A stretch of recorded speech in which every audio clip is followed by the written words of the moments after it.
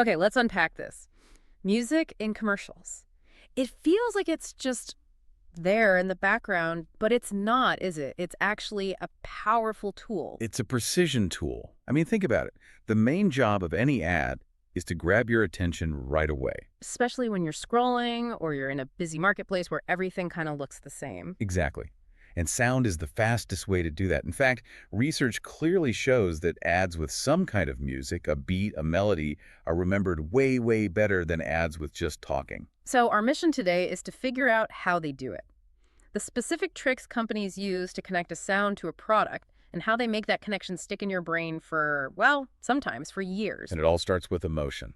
That's the gateway. Right. So how do they use just a few seconds of sound to make us feel something about, say, a car or a soda? It's an instant trigger. So, for example, if you hear a happy, upbeat, fast song, you start to feel optimistic, excited. Yeah. You hear that all the time in ads for new phones, new gadgets, or soft drinks. They want you to transfer that feeling of excitement directly onto the product. And it works the other way around too, right? For things that are meant to feel safe. Precisely. If a company wants you to feel trust and safety, think insurance or maybe a health product, they'll use slow, soft piano music. It kind of lowers your guard. And the craziest part is, this all happens subconsciously. You don't even realize why you suddenly feel like this brand is trustworthy. But music is so personal. How do they target different age groups? A song my parents love might just sound old to me. That's the calculation they have to make. For older audiences, nostalgia is incredibly powerful. Using a hit from their youth creates this immediate warm connection. They're sort of borrowing the good memories a person already has. Exactly.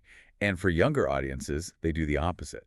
They'll use a song that's trending right now or even one that's about to be a hit. To make the brand seem cool and in the know. It's a signal that says, we get you. We're part of your world. Okay, let's pivot to maybe the most famous tool they use, the jingle.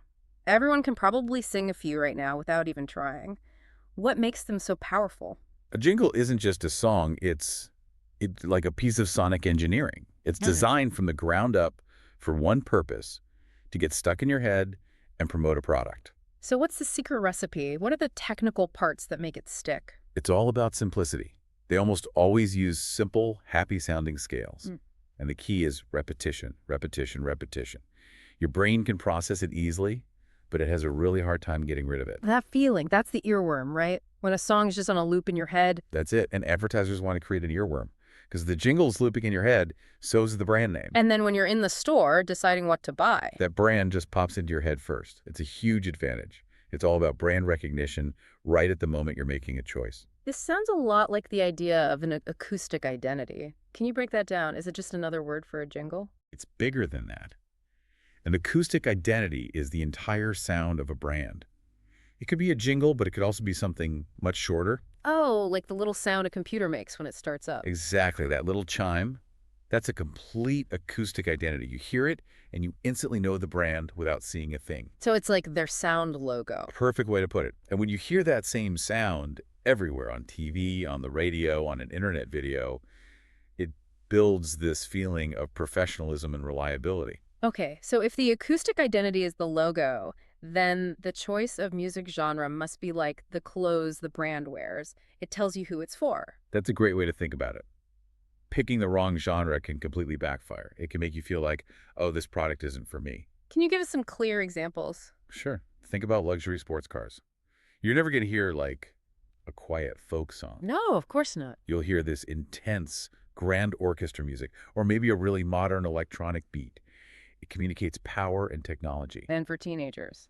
It's almost always going to be pop, hip-hop, or whatever alternative rock is defining that moment. It has to feel current. And the music style itself sends a message. Classical music often signals luxury, right? Like for fancy watches or chocolates. Exactly. And fast-paced, high-energy music suggests, well, energy, movement. You hear it for sports drinks and athletic gear. The music is a social signal. It tells you which club this product belongs to. Let's go back to memory for a second. You mentioned earlier that singing something makes it easier to remember. What's actually happening in the brain there? It's pretty cool, actually. When you just hear someone talking, it mainly uses the language parts of your brain. But when information is sung, it activates the language parts and the music parts, plus the hippocampus, which is your brain's memory hub. It creates a much stronger connection. So the music is like a mnemonic device, a memory trick. A very powerful one. It's like putting a really strong hook on a piece of information. That's why you can still sing a phone number from a commercial you saw as a kid. Years later, the music locked it in. So music helps us remember, but it can also push us to act, right? To create a sense of urgency. Oh, absolutely. They can actually manipulate how you perceive time by How? using fast tempos and music that keeps building and getting more intense. It sort of creates this excitement, this hype that makes you more likely to make a quick decision. Think about ads for a limited time sale. The music is always really fast and loud. And it's not just in your head, it's a physical thing. Studies show that a song's tempo can actually influence your heart rate.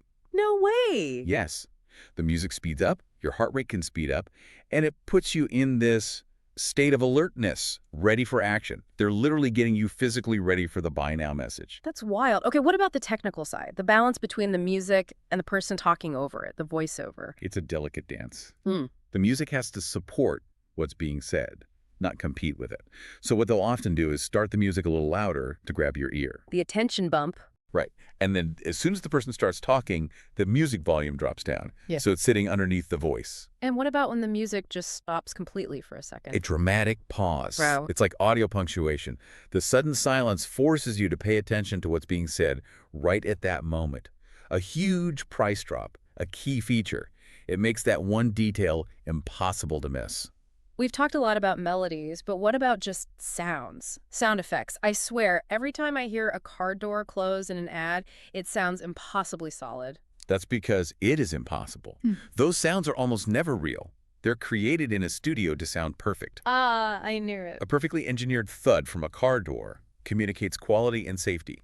The crisp psh of a soda can opening is enhanced to sound like the most refreshing thing you've ever heard. So they're like tiny 1-second jingles. They are. They're audio cues. Think about the sound your phone makes when you get a text message. That specific sound is part of that brand's identity. It has to be satisfying and instantly recognizable. Okay, let's talk money. Why do companies spend millions of dollars to license a famous, popular song? Couldn't they just make their own for way cheaper? They could, but using a famous song is a shortcut. It's a guaranteed way to get your attention and borrow positive feelings. What do you mean, borrow? Well, if you already know and love a song, you're much more likely to watch the commercial. The brand gets to borrow all the cool factor and good memories you already have associated with that artist and that song. It feels less like an ad and more like a little music video. That explains why I sometimes hear a famous song in a commercial, but it's not the original artist singing it, it's a cover version. Exactly. That's a business decision. To use the original recording, they have to pay the songwriter and the record label. But if they hire another artist to record a cover, They only have to pay the songwriter. right, it can be a lot cheaper, and it also lets them change the song a bit to better fit the mood of their ad. It's amazing how much advertising can influence music culture, too. It's not just a one-way street. It's incredible. Some songs made just for commercials have become actual chart hits, and ads can bring old, forgotten songs back to life for a whole new generation. So the music in ads really becomes part of our collective memory, which brings up a final important question, the ethics of it all. Hmm. If music works on this subconscious level, is it a form of manipulation? That is the big debate. Because music can make you feel things without you consciously choosing to, critics argue it's a very powerful form of persuasion. And when it's used to sell products, especially to kids, you have to ask if it's fair. Which is why it's so important to know how it all works. If you can spot the tactics, the upbeat music making you feel excited, the slow piano making you feel safe, you can be a more aware consumer. You can separate the feeling the ad is trying to create from the actual product itself. So next time you're watching something, remember that the music you're hearing is probably the hardest working part of that commercial. It's the engine. Absolutely. So from now on, listen like a detective. What's the tempo doing? What genre is it? What feeling are they trying to give you? Once you start noticing it, you can't unnotice it. See you next time.